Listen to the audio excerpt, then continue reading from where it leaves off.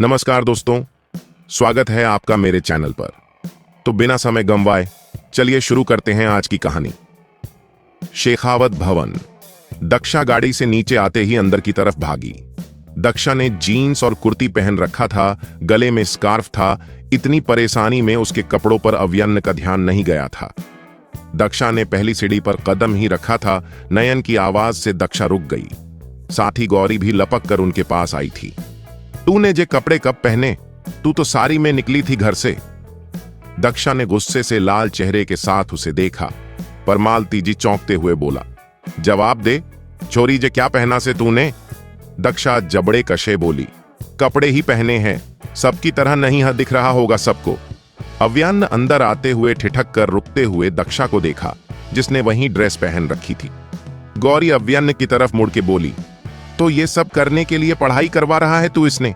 मुझे तो पहले से शक था तुम दोनों की प्लानिंग है सब कुछ। वैदेही डाइनिंग टेबल पर बैठी खा रही धीरे से बोली, बुराई क्या है, इसके कपड़ों में हद करती हैं आप दोनों। नयन तंज करते हुए बोली, अच्छा भी कहां है, जिस सारा बदन तो दिख रहा से छी। दक्षा गुस्से से बोली, मैं मेरी बॉडी इतनी खूबसूरत है, दिखनी भी चाहिए। आप ढक कर रखो, दिखने लायक हो नहीं वैसे भी। एक तो घर से बाहर जे घटिया कपड़े पहनती हैं और इस तरह की घटिया बातें कर रही हैं। गौरी जी अपनी पूरी तेज आवाज से चीखी। शाम का वक्त था, बाकी घर वाले घर में ही थे। सब जल्दी से बाहर आने लगे। आध्या ने अव्यन्न के पास जाकर धीरे से कहा, कुछ। अव्यन्न पॉकेट में हाथ डाले हुए बोला, दक्षा अपने लिए स्टैंड लेना जानती है। दक्षा गौरी जी के सामने आकर बोली, मैं जैसी हूं वैसी रहूंगी, मुझे किसी के लिए नहीं बदलना। तुझे इस घर में रहना है तो। गौरी जो बीच में ही रोकते हुए दक्षा घमंड से बोली, बोलो भाई, मुझे इस घर में रखने का फैसला सर का था, तो सर को मुझे वैसे ही एक्सेप्ट करना पड़ेगा जैसी मैं हूं। मैं खुद को किसी के लिए नहीं बदल सकती, ना ही बदलना चाहती हूं। अव्यन्न ने चौंक के दक्षा को देखा, जो उसे देख रही थी। आध्या मुस्कुरा के बोली, भाई ने सही कहा, भाभी को अपने लिए खुद स्टैंड लेना चाहिए। अव्यन्न धीरे से बोला, मासा दक्षा, बस कॉलेज में ही ये पहनती है। मालती जी गुस्से से बोली, कहीं नहीं पहन सकती जे, ऐसे कपड़े अव्यन्न थारे को कोणी पता जे घर के नियम। मुझे इस घर के नियम नहीं मानने सर को प्यार है तो ऐसे ही एक्सेप्ट करे मुझे। उसे ही प्यार कहते हैं ना, जिसे हम उसी तरह एक्सेप्ट करते हैं जैसे होते हैं। दक्षा मिठी मुस्कान होठों पर सजाए अव्यन्न से नजरें मिलाए बोली। अव्यन्न को दक्षा की बातों से तकलीफ हुई थी। दक्षा शायद उसकी आंखें पढ़ सकती हैं। गौरी के आखिरी लफ्ज अव्यन्न और दक्षा के कानों में गूंजते रहे, ये है तेरी पसंद अव्यन्न, ये खुदगर्ज लड़की। दक्षा हैरानी से बोली, तो क्या मैं ही हर बार कंप्रोमाइज करूं यार? सर भी करे उनका भी उतना ही फर्ज है इस रिश्ते में जितना कि मेरा। औरत हूं, दोषी नहीं कि आप लोगों के हर बात के आगे झुक जाऊं। मुझे अपने पसंद के कपड़े पहनने का पूरा हक है, आप लोग मुझे नहीं रोक सकते। एक बात सुन लो सब, मैं अब से वही पहना करूंगी जो मेरा मन करेगा। दक्षा अपनी बात खत्म करके सीढ़ियां चढ़ती हुई कमरे की तरफ चली गई। अव्यन्न खरा उसकी पीठ देखता रहा। वैदेही होठों से सीटी बजाते हुए तेज आवाज में बोली, उफ, क्या सीन था ये, दक्षा तो हीरोइन निकली यार। अव्यन्न। आध्या खुश होते हुए बोली, ऐसी भाभी मिलने पर हमें तोह हवान करनी चाहिए जीजा। वैदेही जहर जैसी मुंह के साथ बोली, ईऊ आधु, डोंट कॉल मी जीजा, जीजू वैदेही ही सही है। आध्या वैदेही के कंधे पर सिर रखते हुए बोली, मुझसे नाराज है वो यार, क्या करूं? वैदेही सोचते हुए बोली, दोनों भाई बहन नाराज ही रहते हैं यार, हद है। आध्या हैरानी से बोली, देव भी नाराज है आपसे? लेकिन क्यों?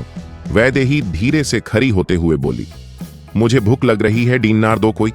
आध्या वैदेही को अजीब तरीके से देखते हुए बोली, वैदू जी थोड़ी तो डाइट कर लो, पेट देखो कैसे निकल रहा है।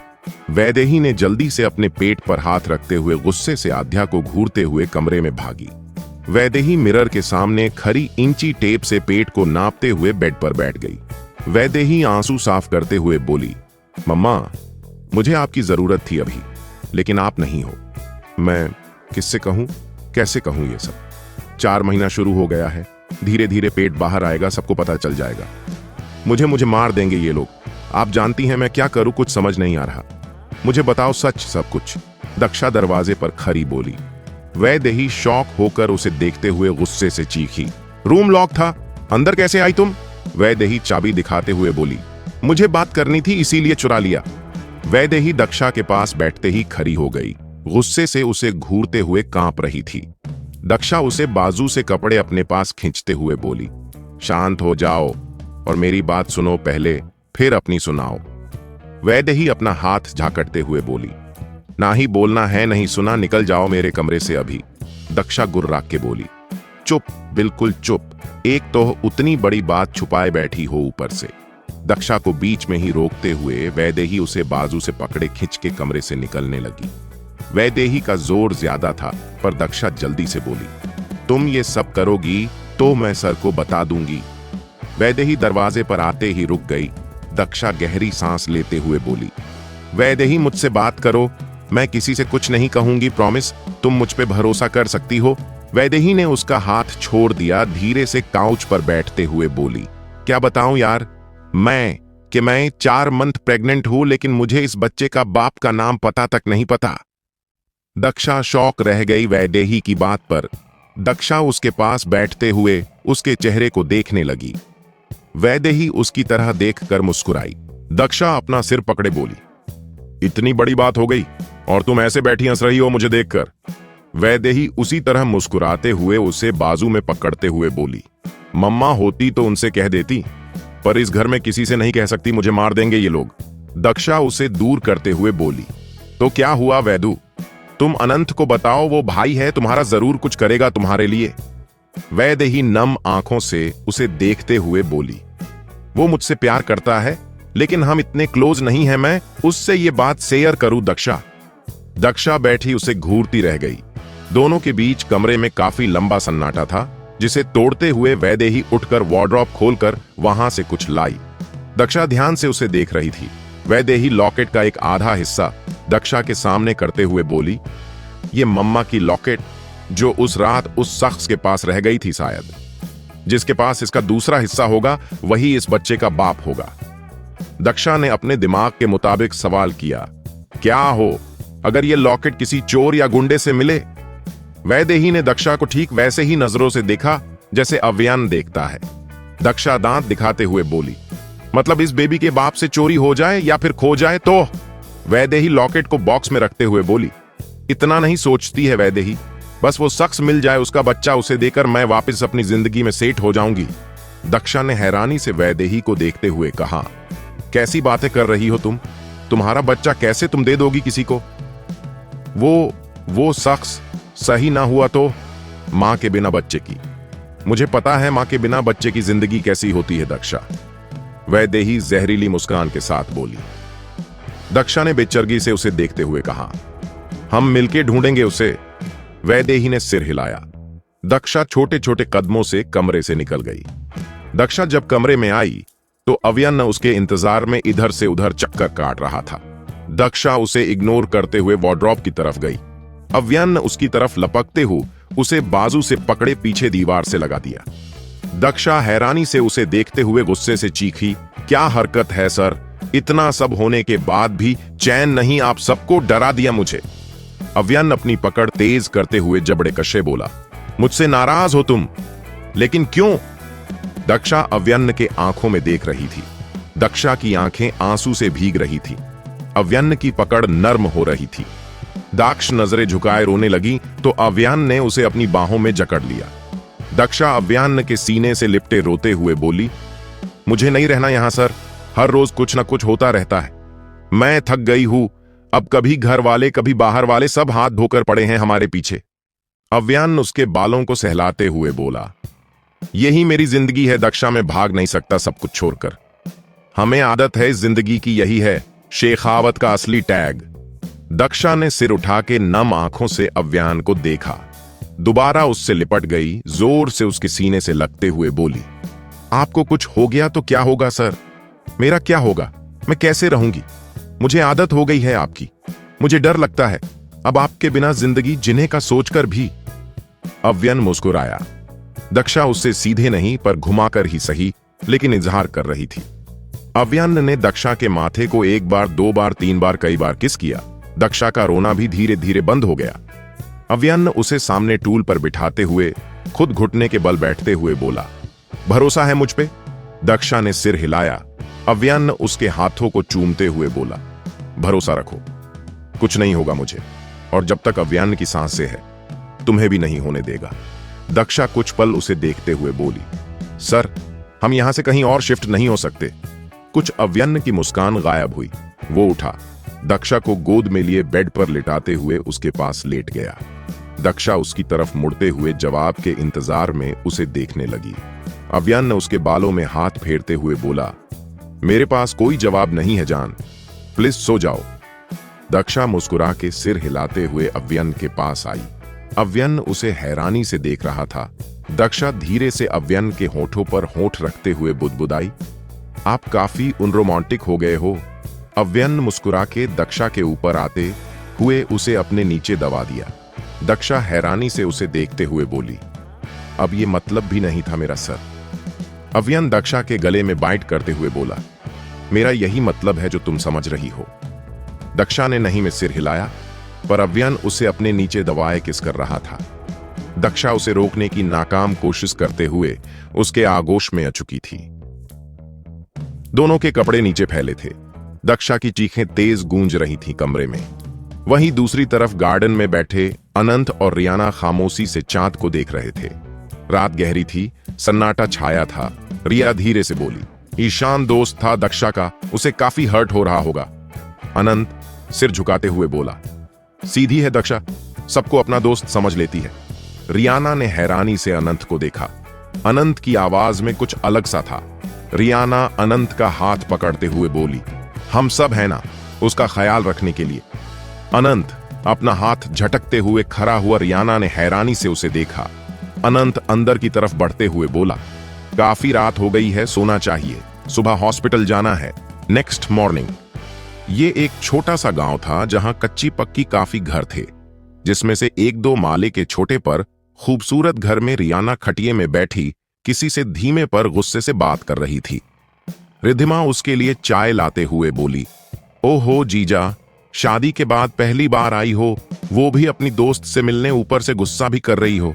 रियाना अपनी बहन को देखकर बोली, चुप करो तुम और अंदर जाओ। रिद्धिमा मुंह बनाए अंदर चली गई तो सामने बैठी लड़की, जिसने लंबा घूंघट ओढ़ रखा था, धीरे से बोली, हम सब बता रहे हैं आपको रिया, आप गुस्सा शांत करें अपना। रियाना गुस्से से अपना हाथ झटकते हुए बोली, अपने दक्षा पर हमला किया, आपको लगता है हम आपकी सुनेंगे? अपने तोह अनंत को भी नहीं छोड़ा।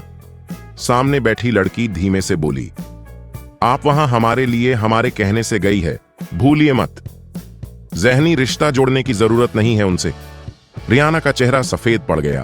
वो नजरें झुकाए बोली, हां, मगर हम खून खराबा नहीं चाहते, ना ही किसी का नुकसान। वो लड़की मुस्कुरा के बोली, अनंत पति है आपके, समझते हैं, मगर उस दक्षा से किस बात की हमदर्दी है आपको? रियाना जवाब नहीं ढूंढ पाई तो वो आगे बोली, रिश्ता जोड़ना बंद करे उस घर से। आप आज नहीं तो कल आपको जाना होगा यहां से। रियाना गहरी सांस लेते हुए बोली, मैं अनंत को नहीं छोड़ूंगी, वो खुद आपको छोड़ देगा जब आपकी सच्चाई उसे पता चलेगी, उस लड़की ने कहा। रियाना गुस्से से बोली, तब का तब देख लूंगी, फिलहाल तुम ये बताओ अनंत को तुमने क्यों फंसाया? वो लड़की सिर हिलाते हुए बोली, हमने कुछ नहीं किया, वो फैमिली का सालों से चलता आ रहा है बेटी, पैदा होते ही मार देते हैं वो लोग। बेटे के लिए पता नहीं कितनी शादियां भी करवाई है, मगर पिछले 5 साल में उनके वहां कोई बच्चा पैदा नहीं हुआ, मतलब बेटा। लेकिन इस बार पता नहीं कैसे वो लड़की मर गई, सायन उनका ही हाथ हो या फिर हॉस्पिटल वालों का। रियाना हैरान होते हुए बोली, पक्का आपका कोई हाथ नहीं है ना? वो लड़की उठते हुए बोली, नहीं यार, अब हमें चलना चाहिए, इससे पहले तुम्हारे ससुराल वाले हमारा पीछा करे। उसके जाते ही रियाना अंदर जाकर अपना बैग उठाने लगी। उसकी मां उसे जल्दी में देखकर बोली, कहां निकल रही है तू बावली? रियाना चेहरे के भाव बदलते हुए मुस्कुरा के बोली, मासा अनंत इंतजार करेंगे मेरा, मैं बताकर नहीं आई थी। रिद्धिमा जल्दी से बोली, जीजा सा, मैं बात कर लूंगी, तुम हमारे साथ रुक जाओ आज जीजा प्लीज। रियाना रिद्धिमा को बेचैनी से देखते हुए बोली, नहीं बच्चा, हमें जाना होगा, हम किसी को बताकर नहीं आए थे।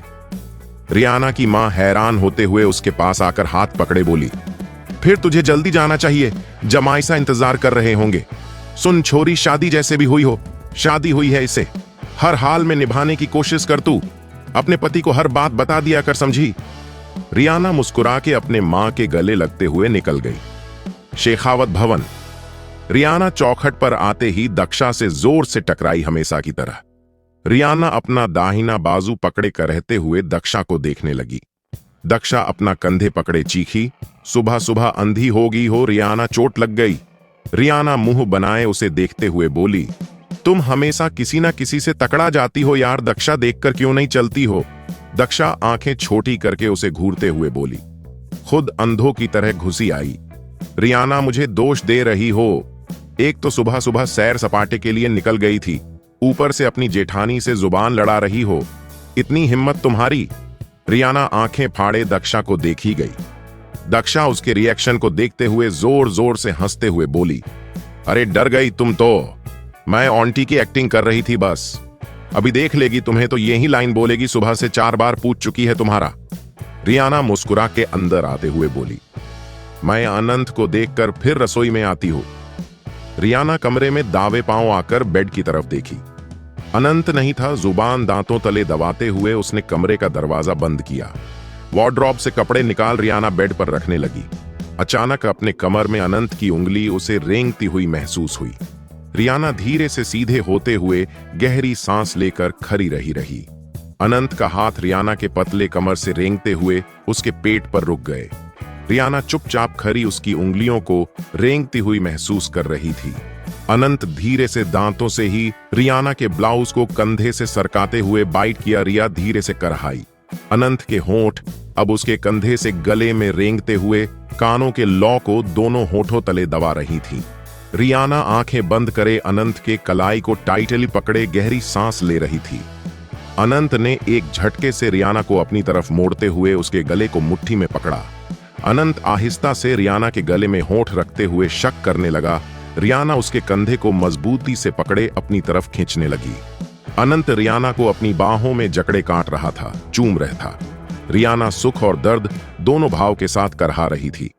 रियाना अनंत के प्यार में गुस्सा साफ महसूस कर सकती थी। कुछ टाइम में ही रियाना के गले और कंधों पे काटने के गहरे निशान अनंत ने छोड़े थे। रियाना धीरे से बोली, अनंत प्लीज मुझे जाना होगा। अनंत का एक हाथ रियाना के कमर में लिपटा था, दूसरे से उसे बालों से पकड़े जकड़ रखा था। रियाना का ब्लाउज कंधे से नीचे थे। अनंत के होंठ उसके क्लीवेज पर चलते हुए रुक गए। अनंत उससे दूर हुआ पर अब भी करीब थे। वो उसे घूरते हुए बोला, सुबह तुम्हें तुम्हारे पति के साथ बेड पर होना चाहिए। रियाना ने थूक निगलते हुए कहा, मासा से मिलने गई थी। अनंत ने झटक से उसे छोड़ते हुए वार्डरोब खोलते हुए बोला, पता है मुझे, तुमने नहीं बताया लेकिन मुझे अपनी बीवी की फिक्र रहती है। रियाना अपने कपड़े ठीक करते हुए पूछी, मासा काफी दिनों से मुझसे मिलना चाहती थी इसीलिए। अनंत ने कपड़े हाथ में लेकर वॉशरूम की तरफ जाते हुए बोला, तो रुक जाती, वहीं आने की क्या जरूरत थी? रियाना हैरानी से उसे देखते हुए बोली, मासा से ही मिलने गई थी, नाराज क्यों हो गए तुम? अनंत ने अपना टवाल उतार फेंका। रियाना आंखें बंद किए चीखी, अनंत मैं सामने हूं, दूसरी तरफ ही मुड़ जाओ। अनंत पैंट पहनते हुए बोला, ऐसा तो कुछ नहीं है बीवी जो तुमने पहली बार देखा हो। रियाना गुस्से से उसे घूरते हुए बोली, बेशर्म हो, सब तुम दक्षा सही बताती थी। अनंत जबड़े कशे बोला, बेशर्मी दिखाई ना, अगर मैंने मासा से मिलने जाने लायक नहीं रहोगी, समझी? रियाना गुस्से से उसे घूरते हुए धीरे से कोई गाली बकते हुए निकल गई। अनंत अपना फोन बेड पर पटकते हुए बोला, झूठी औरत नजरें मिला के भी झूठ बोल गई। अनंत रेडी होकर शेखावत भवन के पीछे बने हॉल में आया, जहां पूरी पंचायत जमी हुई थी। अनंत को देखकर सरपंच और उसके बेटे ने आंखों से जहरीली इशारे किए। अनंत जाकर अव्यान के पास बैठते हुए बोला, ये लोग क्यों आए हैं अब? अक्षत ने धीरे से उसके कान में कहा, श्श, बात करने आए हैं। सरपंच ने अव्यान को देखते हुए बोलना शुरू किया, हमें पता है हमने हमारी पूरी जानकारी निकाली है और माहरी बिंदनी के बारे में भी। हम आपके खिलाफ कोई कार्रवाई नहीं करेंगे, थम भी ये मामला दबा दो। अव्यान एविल स्माइल के साथ एक नजर हैरान अनंत को देखकर बोला, ये फैसला तो मेरा भाई करेगा जिसे मर्डर केस में फंसाने की पूरी कोशिश की तुमने। सरपंच का बेटा तेजी से चिखा, माहरे पे आरोप लगाएगा, थारी इतनी हिम्मत? अक्षत गणताने गुर्राए, आवाज नीचे छोड़े वरना थारी लाश खोज ना सकेंगे थारे घर वाले। सरपंच अपने बेटे को बाजू से पकड़े शांत रहने का इशारा कर बोला, मानने बात करने दे, हुकुम मामला यही खत्म कर दे, वरना खून खराबे तक बात जाएगी तो थारे को हमको भी नुकसान होवेगा। इतनी औकात तुम्हारी मेरे इलाके में, मेरे घर में मुझे धमकी दोगे? अव्यन सर्द आवाज में बोला। सरपंच गुर्रा के बोला, हुकुम बात मत बढ़ाओ। अनंत खड़ा होते हुए चिखा, मामला खत्म नहीं होगा, उस बच्ची के कतिलों को सजा मिलेगी, मैं दिलाऊंगा सजा। सरपंच मुट्ठी कशे कुछ देर उसे घूरते हुए हाथ जोड़ते हुए बोला, जो होगा अंजाम बुरा ही होगा, तैयार रहिएगा हुकुम। वो बाप बेटे के निकलते ही अक्षत एक गहरी सांस लेकर बोला, हमें अब शांत हो जाना चाहिए, इस मामले से दूर। जो अपनी बहू को मरवा सकता है कुछ भी कर सकता है। अनंत गुस्से से बोला, टिपिकल गांव वाला मत बंधु, मर्डर किया है, उन्होंने सजा मिलेगी। 17 साल की बच्ची थी, वो जाली डॉक्यूमेंट से हॉस्पिटल में इलाज करवा रहे थे। अव्यन अनंत को देखते हुए पूछा, धीरज की क्या अपडेट है? अनंत कंधे उचकाते हुए बोला, आ रहा है आज शाम तक, और उसके भाई ईशान को जेल पहुंचा दिया हमने। अक्षत मुस्कुरा के बोला। अव्यन सर्द नजरों से सामने घूरते हुए बोला, उस पागल को तो मैं पागल खाने पहुंचा के रहूंगी। खानदानी मेंटल अनंत ने हैरानी से पूछा, शान दक्षा का दोस्त ना, उसका क्या हुआ? अक्षत ने सवालिया नजरों से अव्यन को देखा। अव्यन कमरे से निकलते हुए बोला, अक्षत समझा देगा तुझे। अव्यन सीरिया चढ़ते हुए रियाना की आवाज पर रुक के उसे देखा। रियाना धीरे से बोली, भाई सा अनंत के केस का क्या हुआ? अव्यन उसे हैरानी से देखते हुए बोला, सब ठीक है, तुम दोनों के बीच। रियाना शॉक होकर अव्यन को देखते हुए बोली, जी, वो बस नाराज शायद मुझसे। अव्यन सिर हिलाते हुए उसके सिर पर हाथ रखते हुए बोला, मेरे होते कुछ नहीं होगा, तुम उसे मनाने में ध्यान दो। अव्यन ऊपर चला गया। रियाना सुकून भरी मुस्कान के साथ मुड़ी तो सामने खड़ी दक्षा को देखकर चीख उठी। अव्यन भी जाते हुए मुड़ के उसे देखा। वो दक्षा पर हैरान रह गया, जो मुंह में काला मास्क लगाए खड़ी थी। दक्षा एक आंख खोलते हुए बोली, जिंदगी में फेस पैक नहीं लगाया यहाँ के लोगों ने, जिसे देखो डर जाता है। बाहर की तरफ जाती हुई मोही बोलते हुए गई, ऐसे घर में भूतों की तरह नहीं घूमते, हम एक जगह बैठकर सुखाते हैं। दक्षा मुंह बनाए रियाना पर फोकस करते हुए बोली, ये बताओ अनंत नाराज क्यों है तुमसे? अव्यन की तेज गुस्से वाली आवाज दक्षा के कानों में पड़ी।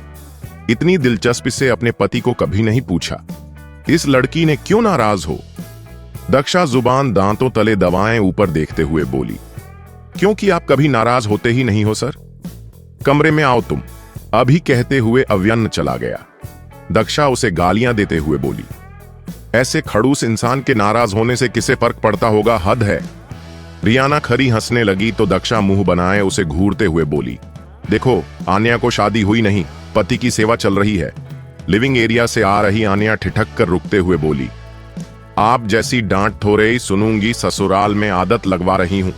दक्षा उसे अजीब नजरों से घूरते हुए बोली, मेरी तरह क्या मतलब यार? दक्षा मित्तल, अब घर की नौकर बन जाए क्या? आन्या उसके गाल पर किस करते हुए प्यार से बोली, अपनों के काम करने में कोई नौकर नहीं होता भाभी सा, फिलहाल आप कमरों में जाओ वरना भाई साहब पूरा घर सिर पे उठा लेंगे। दक्षा सिर हिलाते हुए ऊपर देखते हुए भागने लगी।